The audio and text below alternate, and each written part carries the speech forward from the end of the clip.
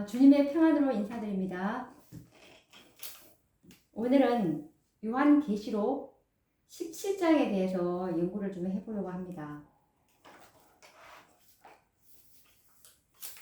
다니엘서와 요한계시록은 마치 이 마지막 사건들을 다루는 상하권의 책과 같다고 말할 수가 있는데요.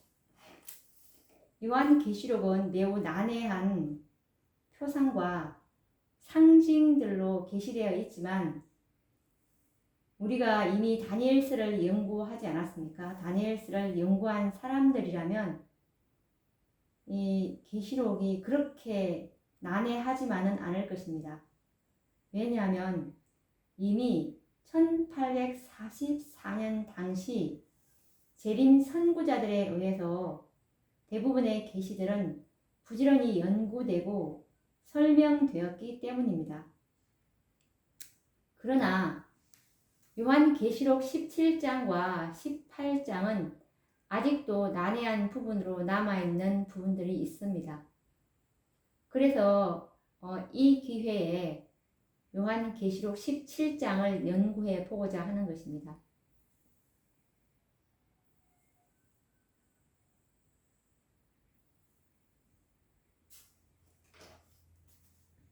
요한계시록은 22장으로 구성되어 있지 않습니까?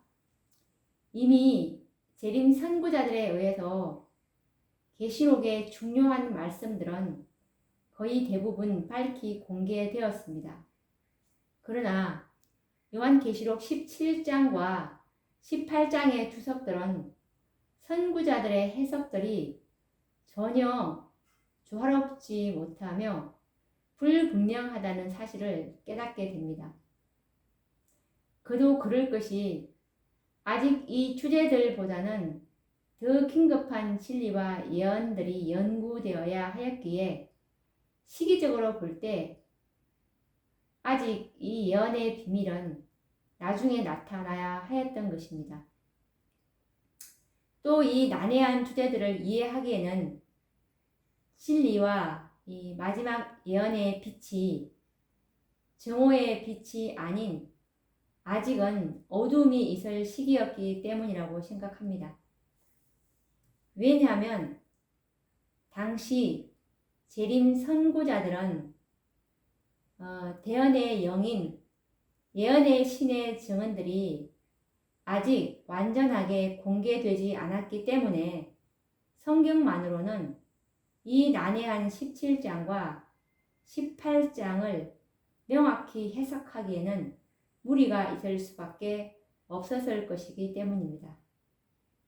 하지만 이 대언의 영을 통해서 정오의 빛과 같이 밝은 빛을 허락하신 오늘날에는 그 빛을 소유한 마지막 남은 무리들에 의해서 명확하게 해석되어야 하리라고 믿고 있습니다.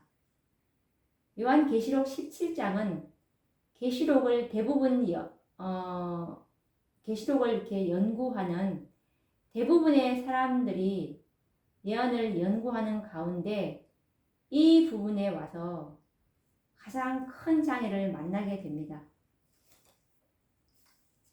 왜냐하면 매우 난해한 주제들이 요한계시록 17장에 기록되어 있기 때문입니다.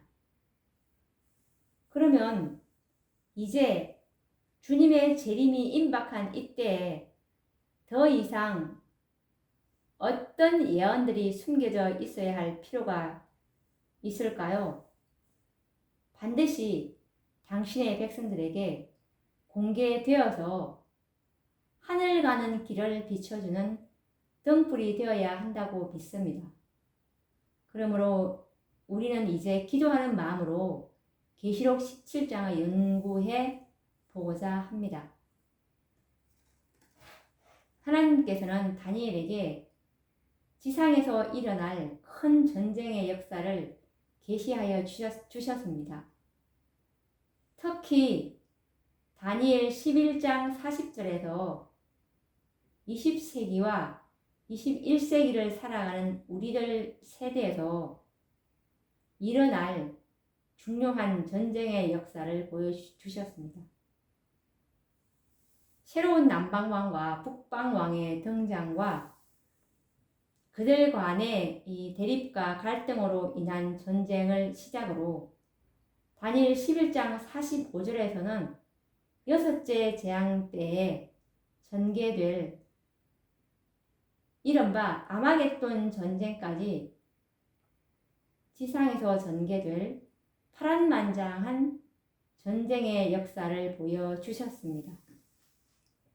그런데 계시록 17장에서는 북방왕이라는 이름을 직접적으로 언급하지는 않았지만 다니엘이 언급한 북방왕조의 이 7왕은 물론 더 나아가서 8째 왕을 동시에 언급하고 있습니다.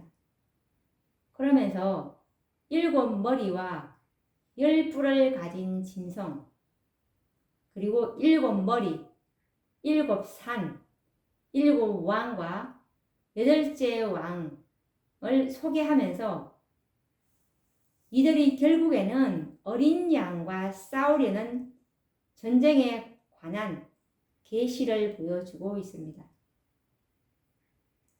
다니엘은 많은 계시를 보았지만 정작 자신은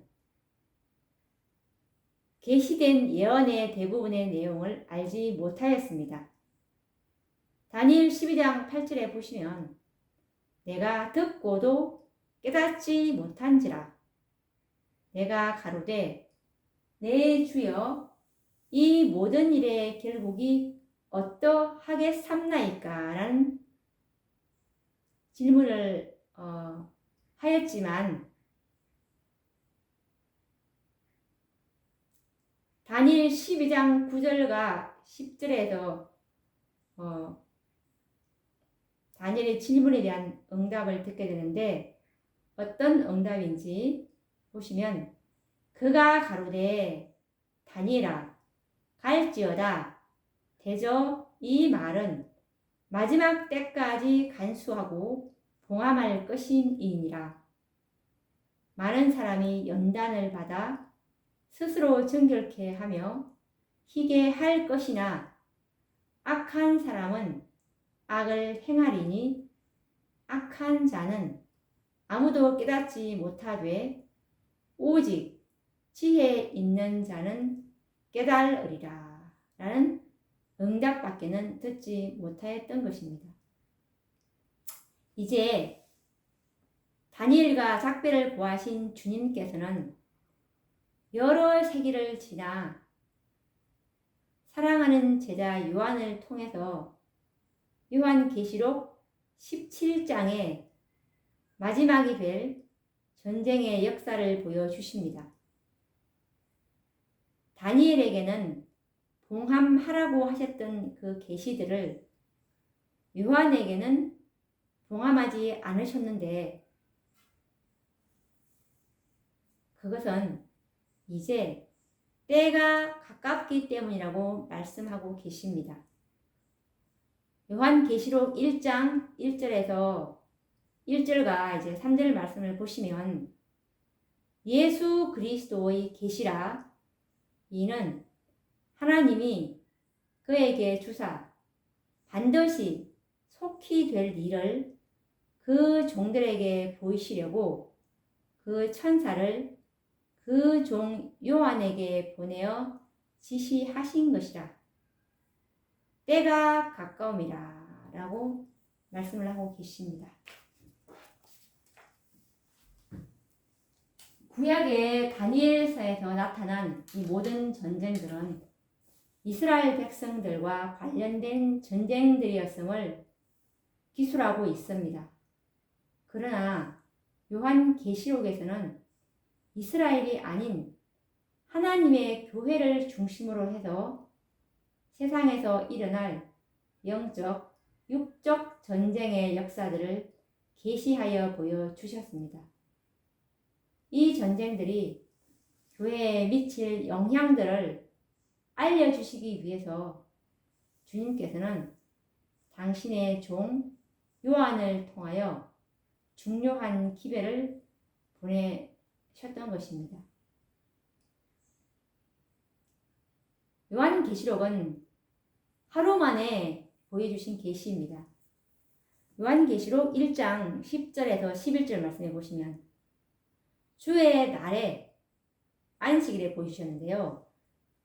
주의 날에 내가 성령에 감동하여 내 뒤에서 나는 나팔 소리 같은 큰 음성을 들으니 가로되 너 보는 것을 책에 써서 에베소, 서머나, 버가모, 두아디라, 사데, 빌라델비아, 라오디게아 7 교회에 보내라 하시기로 라고 말씀을 하셨습니다.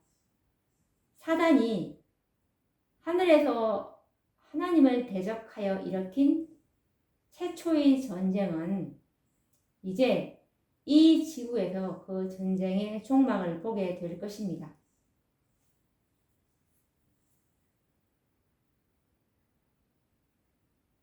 이 전쟁은 율법 전쟁입니다. 사단이 이 지상에서의 마지막 전쟁의 승리를 얻기 위해서 이제 만반의 준비를 하고 있는 모습을 성경은 이렇게 계시하고 있습니다. 요한계시록 12장 17절 말씀을 보시면 용이 여자에게 분노하여 돌아가서 그 여자의 남은 자손 곧 하나님의 계명을 지키며 예수의 증거를 가진 자들로 더불어 싸우려고 바다 모래 위에 섰더라. 이제 사단은 남은 자손, 하나님의 계명을 지키고 예수의 증거를 가진 자들과 이제 싸우려고 마지막 최후의 전쟁을 이제 준비하고 있는 것입니다. 이제 계시록 17장에 언급된 붉은 짐승과 엄녀의 비밀에 대해서 우리가 한번 연구를 해보려고 합니다.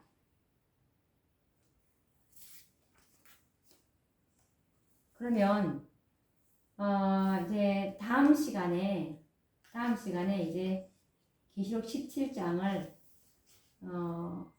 이제 본격적으로 한번 연구를 해보도록 하겠습니다. 그러면 다음 시간에 뵙도록 하겠습니다. 감사합니다.